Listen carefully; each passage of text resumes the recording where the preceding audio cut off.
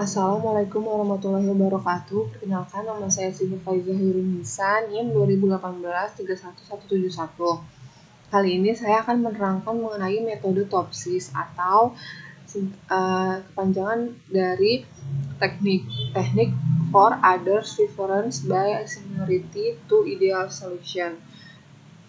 TOPSIS adalah salah satu metode pengambilan keputusan multi kriteria yang pertama kali diperkenalkan oleh John dan Wang pada tahun 1981. Ide dasarnya adalah bahwa alternatif yang dipilih memiliki jarak terdekat dengan solusi ideal positif dan memiliki jarak terjauh dari solusi ideal negatif.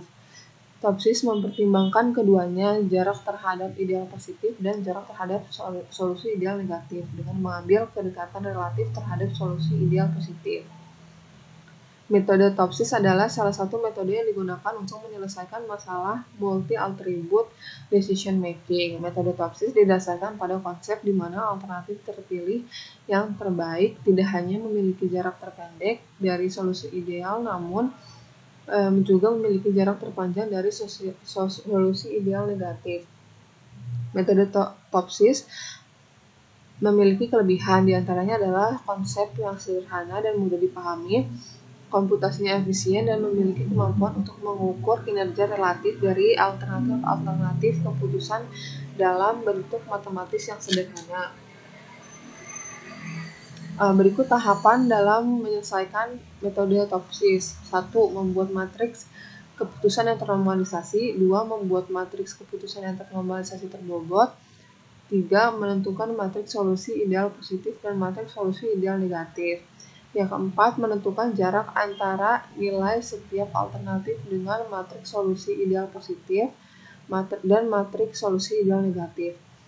Yang kelima, menentukan nilai preferensi untuk setiap alternatif. Berikut contoh soal.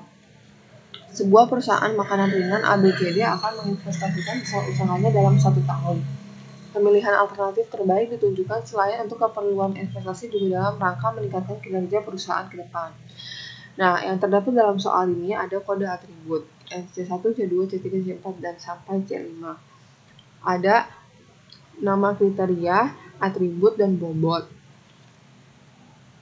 Di sini atribut itu biasanya kenapa cost, kenapa benefit. Biasanya kalau cost itu yang bersangkutan dengan uang atau harga. Lalu bobot itu terdapat dari soalnya. Sebelumnya bobot itu bernilai persen. Jadi kita bagi 100. Jadi ini 0,25 itu dari 25/100. Nah, ini ada 4 alternatif yang diberikan. Ada A1, A2, A3, A4. A1 itu membeli mobil, A2 membeli tanah, A3 maintenance, A4 pengembangan produk lama. Yang ketiga ada alternatif pada setiap kriteria. Dan di sini ada nilai-nilainya. Bisa kita lihat di sini 150, 500, 200, 350 dan seterusnya. Nah, hasil dari tahap pertama yaitu membuat materi keputusan yang ternormalisasi adalah seperti ini. Mari coba kita lihat langsung dari sini. Yang pertama itu kita menggunakan rumus ini, Rij sama dengan ini. Lalu yang tadi kita buat matriks dan matriksnya kita pangkatkan 2. Kenapa kita pangkatkan 2? Karena di rumus ada X pangkat 2 X IJ pangkat 2. Jadi harus kita pangkatin supaya mudah. Lalu kita pangkatin 150 kali 150 dan seterusnya. Setelah kita pangkatkan, baru kita total per baris. Kita tambah. Ini hasilnya 435.000. Ini ada 50, 325, 26, 15, dan 26. Nah, lalu kita cari pertama A1. A1 itu membeli mobil ya. A1 itu coba kita cari R11. 150 itu dari kolom pertama, baris pertama. Dibagi akar 435.000. 435.000 dapat dari total yang pertama ini, baris pertama ini. Dan seterusnya, ini 15 dapat dari sini. Dibagi ini, akar ini 2 per 20, akar 26, dan seterusnya. Begitupun dengan A2, A3, dan A4. Selanjutnya, hasil dari tahap kedua yaitu membuat matriks keputusan yang ternormalisasi terbobot, yaitu ini tabel tersebut. Dari mana? Kita dapatkan dari rumus ini, Y IJ sama dengan WI kali RIJ. WI kita menggunakan tabel yang nomor 1 tadi. W itu 0,25.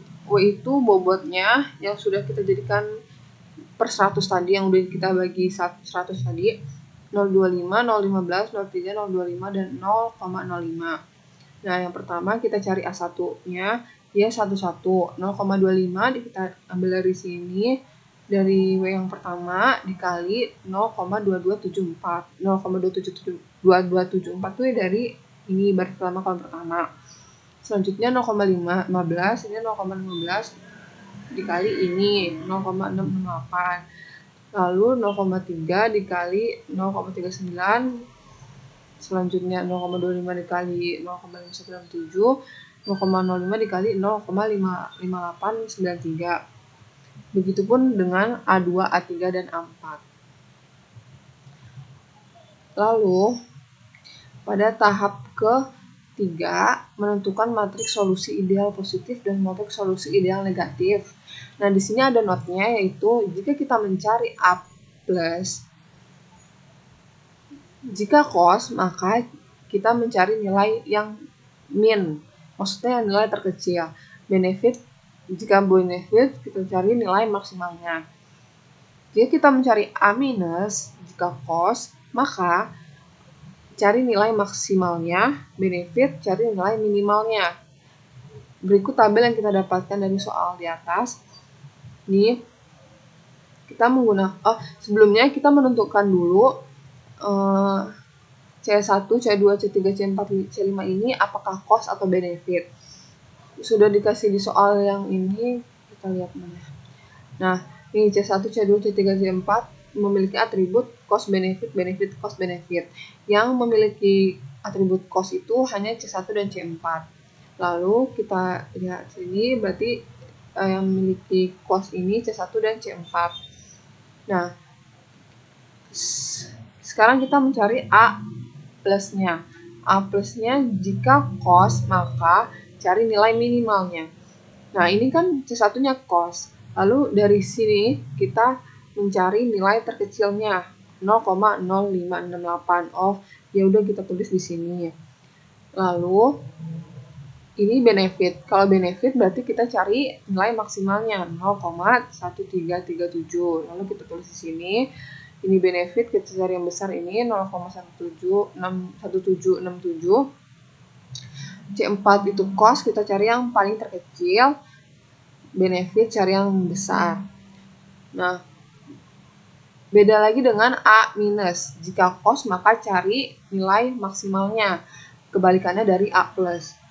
A minus itu cost, berarti cost kita cari maksimalnya nih 0,1895. Ini benefit, berarti cari yang minusnya 0,0066. Benefit cari yang besarnya, benefit cari minimalnya, dan begitu seterusnya. Selanjutnya tahap keempat, menentukan jarak antara nilai setiap alternatif dengan matriks solusi ideal positif dan matriks solusi ideal negatif. Nah, kita mendapatkan tabel seperti ini dari soal di atas. Caranya, kita menggunakan rumus ini.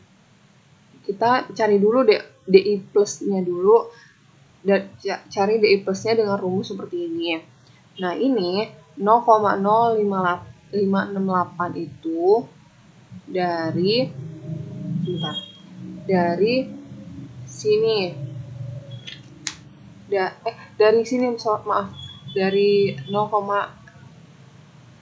0,0568 dikurang 0,658, lalu dikuadratkan plus 0,1337 dikurang ini dikurang ini dikurang ini dikurang ini, dan seterusnya. Lalu kita mendapatkan hasil yang udah kita hitung. Ini ada A1 0,0935, A2 0,1899, A3 0,1285, A4 0,1015. Nah, selanjutnya setelah kita mencari DI plus, kita mencari DI min. DI min itu sama aja kayak yang tadi, cuman kita makainya yang A min, yang deret ini, bukan yang A plusnya ini. Setelah kita mendapatkan semuanya, kita taruh di tabel D plus hasilnya ini, D min hasilnya ini, tuh D min A1-nya D min 0,1748. Setelah itu tahap terakhir menentukan nilai preferensi untuk setiap alternatif. Kita menggunakan rumus VI sama dengan DI min per DI min tambah DI plus. Nah, V1 kita DI min dulu, DI min ini 0,1748 per 0,1748 ditambah ini D plusnya 0,0935. Mari kita cari hasilnya 0,65.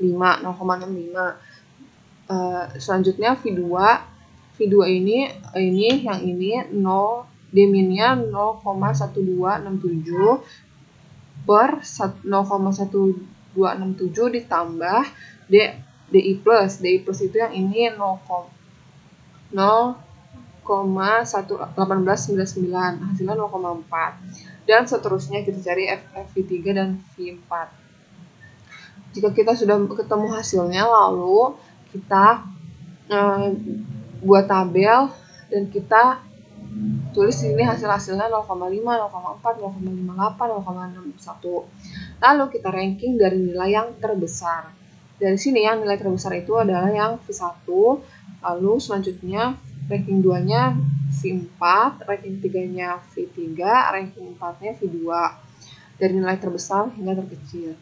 Maka dapat disimpulkan dari metode Topsis ini, V1 atau membeli mobil untuk distribusi barang ke gudang itu menjadi alternatif yang dipilih untuk investasi perusahaan ABCD untuk meningkatkan kinerja perusahaan ke depan. Nah, sekian penjelasan yang bisa saya sampaikan. Mohon maaf jika ada kesalahan. Ya, terima kasih. Wassalamualaikum warahmatullahi wabarakatuh.